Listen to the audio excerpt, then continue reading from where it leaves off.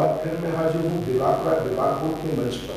मित्रों, मैं आपसे अनुरोध करूंगा कि आप मेरे चैनल विभाग बोर्ड को सब्सक्राइब करिए, और अगर आपको मेरा जो मैं वीडियो बनाता हूँ तो लगता है कि जो जिस सब्जेक्ट पर बोलता हूँ सही है तो लाइक करिए और कमेंट करिए, अपनी राय दीजिए।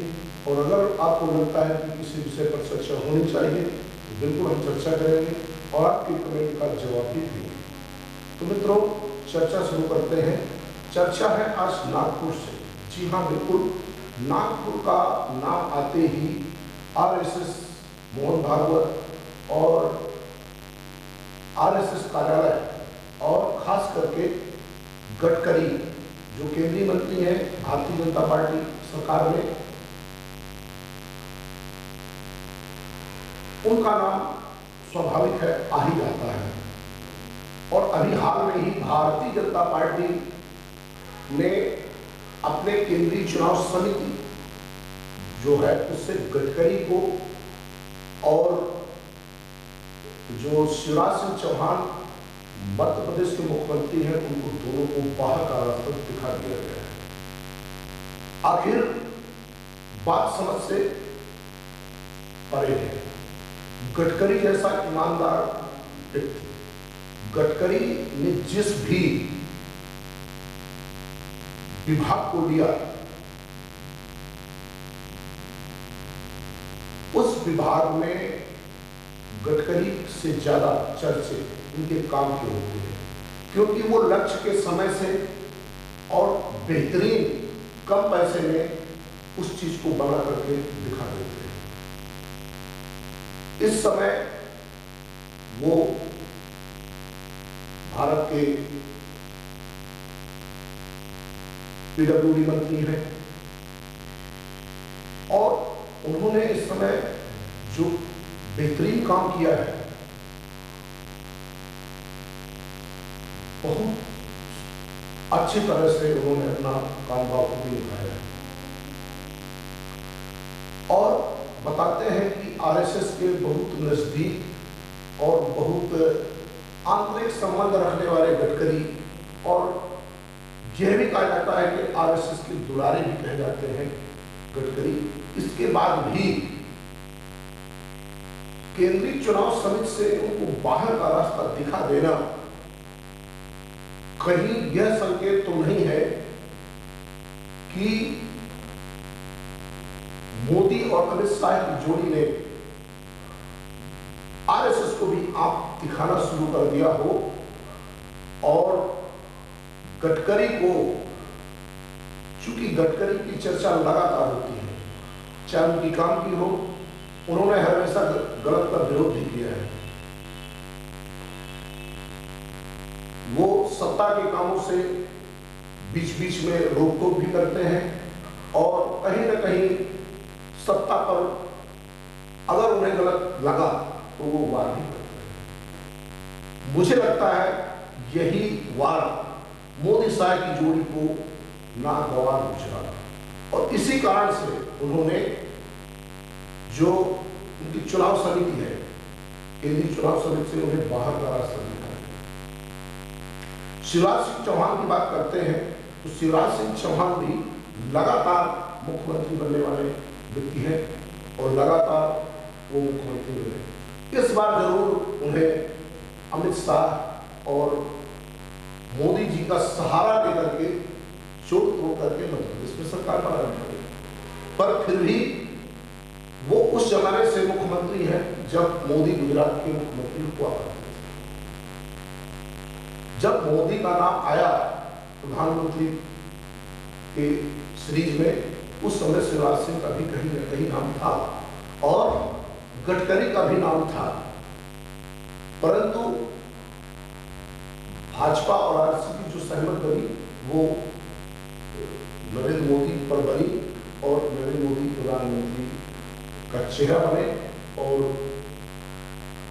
उसकी जीत भी हासिल हुई और लगातार दूसरी बार भी मोदी शाह की जोड़ी कामयाब रही। कहीं अति कामयाबी का जो महत्वाकांक्षा है, जो ये कह दे कि जो घमंड है, कहीं चढ़कर तो नहीं बोलना, क्योंकि गडकरी पर हाथ लगाना मतलब साफ हो जाता है आरएसएस को छेड़ देना। गडकरी के बारे में तो यहां तक बताया जाता है कि गडकरी जी के पास एक लमेटा स्कूटर था, उसको उस पे भागवत जी को पीछे बैठा करके नाक को किस तरह कराया जाता है, सूत यहां तक भी बताते हैं।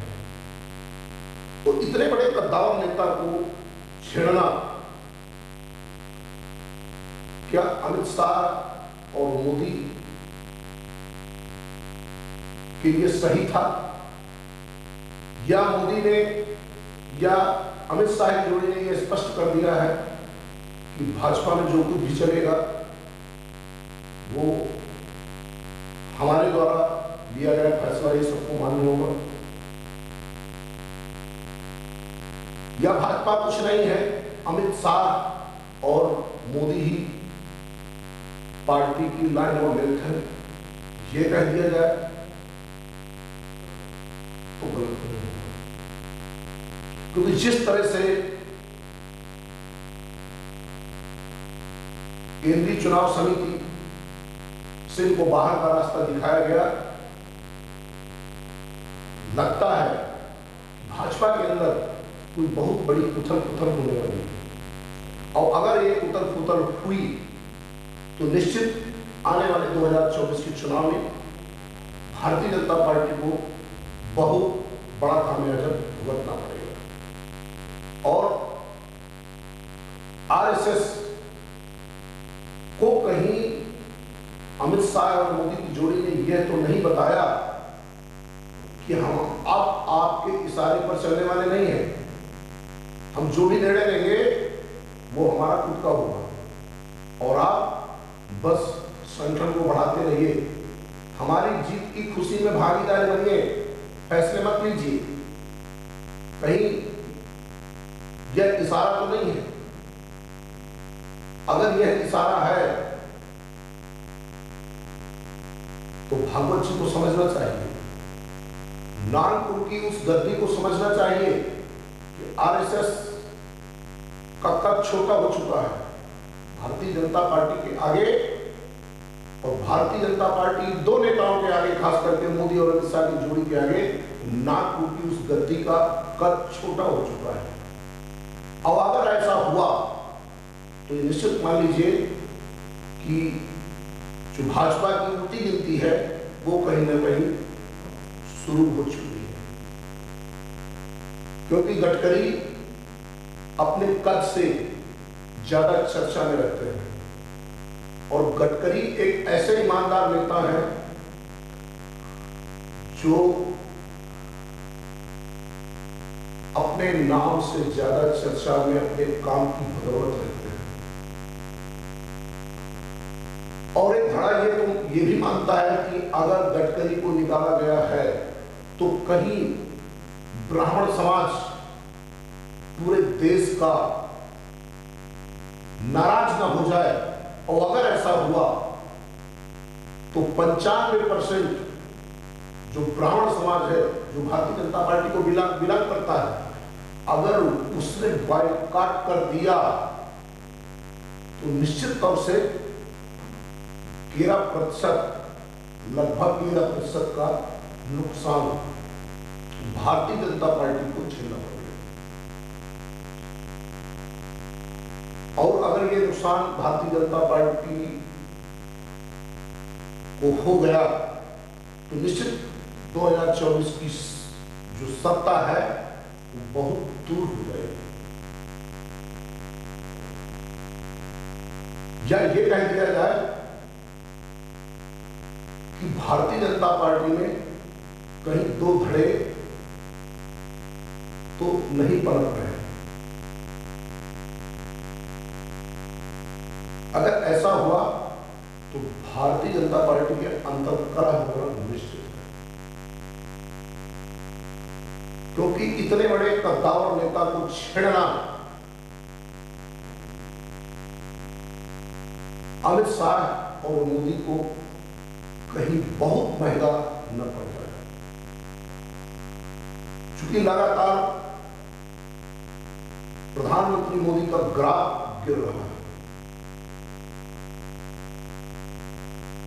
चाहे बेरोजगारी को लेकर के देखिए, चाहे जीडीपी को लेकर देखिए, चाहे रुपये के स्तर को गिरते हुए देखिए, चाहे उद्योगपतियों की पैरवी के रूप में देख लीजिए, या देश की जो संपदा है वो लगातार बिक रही है, लगातार उनको निजीकरण किया जा रहा है, और खास करके एक या दो उद्योगपतियों की तरफ वो निजीकरण की जो भी अपने देश के शासकीय प्रतिष्ठान है वो जा रहे हैं, अडानी या अंबानी। अडानी और अंबानी की ओर जाने का मतलब साफ संदेश है कि यह जोड़ी जो है अमित शाह और मोदी की कहीं ना कहीं उद्योगपतियों को बढ़ावा दे रही है और उद्योगपतियों को लाभ भी पहुंचा रही है। इसलिए भी मोदी जी का जो ग्राफ है लगातार गिर रहा है। वहीं स्वास्थ्य शिक्षा के स्तर में भी गुणवत्ता की जो सुधार होना चाहिए वो लगातार नहीं हो पा रहा है। जबकि गडकरी ने जो रोडें बनवाई, जो पुल बनवाया, जो काम उन्होंने, जो नेशनल हाईवे बनवाए उन्होंने, उनका कम समय में, कम लागत में, बेहतर तरीके से बहुत अच्छा रिजल्ट दिया है। और जो लागत थी उस लागत से कम लागत में उन्होंने बना करके वो चीजें दिखाई है, काम किया है।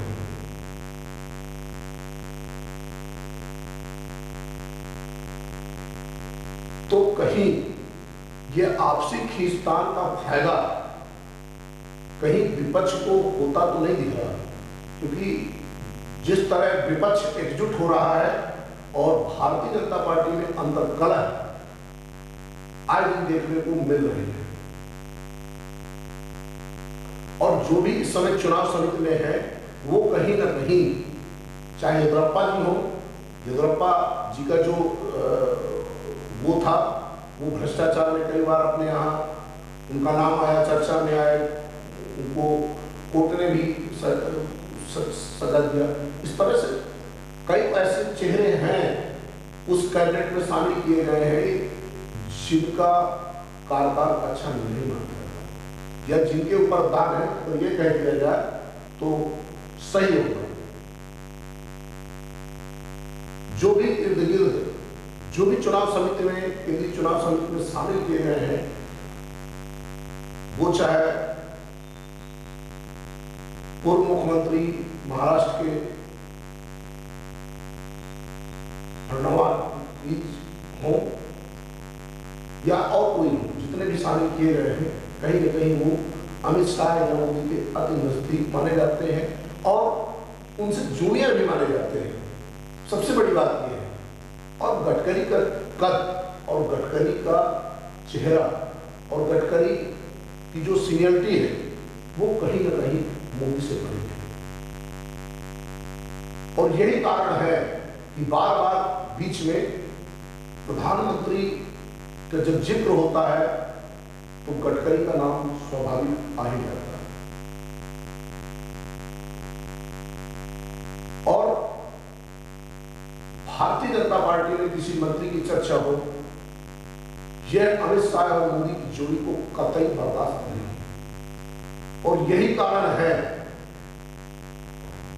कि गडकरी को केंद्रीय चुनाव समिति से बाहर का रास्ता दिखा दिया गया, क्योंकि उनका मानना है कि भारतीय जनता पार्टी में सिर्फ दो की चर्चा होगी और तीसरे की अगर चर्चा होती है तो उसके कद को छोटा कर दिया जाएगा या उसको बाहर का रास्ता दिखा दिया जाएगा, ऐसा उनका मानना है।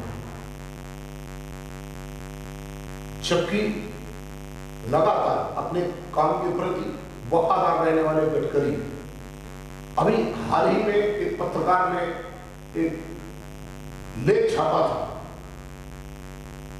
और उस लेख में बड़ी दमदारी के साथ ये बात कही गई थी कि अगर नागपुर का वो सिकंदर नागपुर का वो लड़ना अगर चाहे तो भाजपा के 95% सांसद उसके साथ हैं और आज सरकार बदल सकती है। ऐसा एक पत्रकार ने अपने लेख में लिखा और बड़ी दमदारी के साथ लिखा था। और जब ये बात लिखी तो भारतीय जनता पार्टी के अंदर काफी उथल मची, परंतु भाजपा के वफादार या कह दिया जाए आरएसएस के वफादार गडकरी कभी भी पार्टी को नुकसान पहुंचाने वाले काम नहीं करते, इसीलिए वो अपने कद से बड़े मन करते हैं और आरएसएस भी उनको अपना लाडला मानती है। अब आरएसएस के लाडले को केंद्रीय चुनाव समिति से बाहर का रास्ता दिखाना आखिर क्या कहलाता है, इसे क्या कहेंगे? कहीं अमित शाह और मोदी की जोड़ी ने मनमानी तो नहीं शुरू कर दी भारतीय जनता पार्टी के अंदर? अगर ऐसा है तो ये भारतीय जनता पार्टी की ये कह दिया जाए कि गलत शुरुआत हो गई या बुरे दिन आने वाले हैं। जो भारतीय जनता पार्टी लगातार उनके जो अमित शाह और मोदी जी थे वो कहते थे अच्छे दिन आने वाले हैं। मुझे लगता है अगर इसी तरह मनमानी इन दोनों जोड़ियों ने की भारतीय जनता पार्टी के अंदर तो लगता है आने वाला समय में भारतीय जनता पार्टी के बुरे दिन जरूर आने वाले हैं, क्योंकि जिस तरह से विपक्ष एकजुट हो रहा है और भारतीय जनता पार्टी कहीं ना कहीं हंसी में खड़ी और जिस तरह से अभी बिहार में जो कांड हुआ वो भारतीय जनता पार्टी के इन दोनों पुरोधाओं के पैर तले से जमीन खिसक गई। जो अमित शाह को चाणक्य माना जाता था उस चाणक्य की हवाइयां उड़ गई जब उसे पता चला कि बिहार में भारतीय जनता पार्टी की सत्ता नहीं है और सत्ता नीतीश कुमार और लालू के लड़के ने मिलकर के बना ली। जबकि इसके पहले भी वास्तव में देखा जाए तो नीतीश कुमार और जदयू के जब गठबंधन हुआ था उस गठबंधन के बदौलत जो जनादेश आया था उसका सम्मान पहले नहीं किया गया है और उस वहां जोड़ तोड़ करके नीतीश को मुख्यमंत्री बना करके भारतीय जनता पार्टी ने चाणक्य होने का जो तमगा लिया था वो तमगा बहुत दिनों तक नहीं रह सका और चाणक्य अपने इस कार्यकाल में फेल हो गए और वहां सरकार जो है वो नीतीश के मनमानी की बन गई। नीतीश ने बगावत करके इनको वैसा ही जवाब दिया है जैसा इनको चाहिए था। नीतीश ने इनकी मनमानी नहीं सुनी। नीतीश ने स्पष्ट कर दिया कि एनडीए समाप्त हो चुका है, सिर्फ भारतीय जनता पार्टी बची है और भारतीय जनता पार्टी की मनमानी एनडीए के घटक दल नहीं सहेंगे। इसीलिए एक एक करके सारे घटक दल अब सिर्फ भारतीय जनता पार्टी बची है और उसके साथ एक आध घटक दल और है, अपना दल और एक छोटे छोटे दल और है, निषाद पार्टी। और तो क्या माना जाए आने वाले समय में नागपुर को चेतावनी देना या नागपुर से वो भौहें टेढ़ करके दिखा देना क्या मोदी और अमित शाह की जोड़ी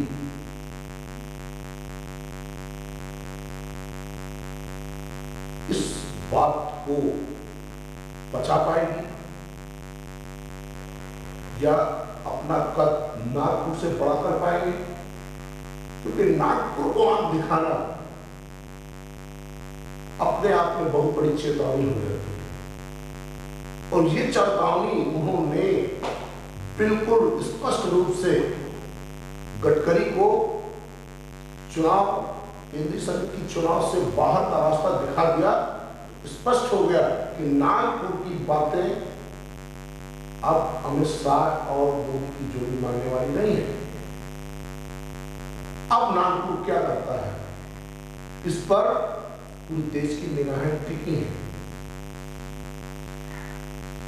अगर नागपुर की उस गति से कुछ नहीं होता तो ये मान लिया जाएगा कि भारतीय जनता पार्टी में अब किसी का कद बचा नहीं है।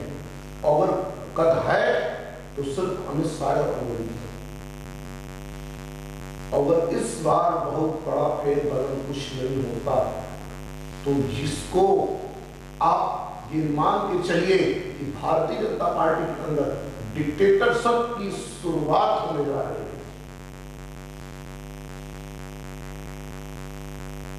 जो उस जोड़ी की सुनेगा वो भाजपा में रहेगा, वरना भाजपा से बाहर का रास्ता उसको क्या मिल जाएगा। ये संकेत है स्पष्ट रूप से। अब आने वाले समय में ये देखना जरूरी हो जाता है कि आखिर नागपुर की वो गद्दी अपने नागपुर के लड़ने के लिए क्या करती है, या मौन व्रत रह करके सिर्फ तमाशा देखती है। ये तो आने वाला वक्त ही बताएगा। आप भी वक्त का इंतजार करिए और हम भी वक्त का इंतजार कर रहे हैं। हम आपको देश की हर छोटी बड़ी बात को आपके सामने लाएंगे, आपसे चर्चा करेंगे और आपको पार्टियों के अंदर जो घमासान चल रहा है उस बारे में भी हम आपको बता देंगे। तो आज के लिए बस इतना ही। जय हिंद, जय भारत।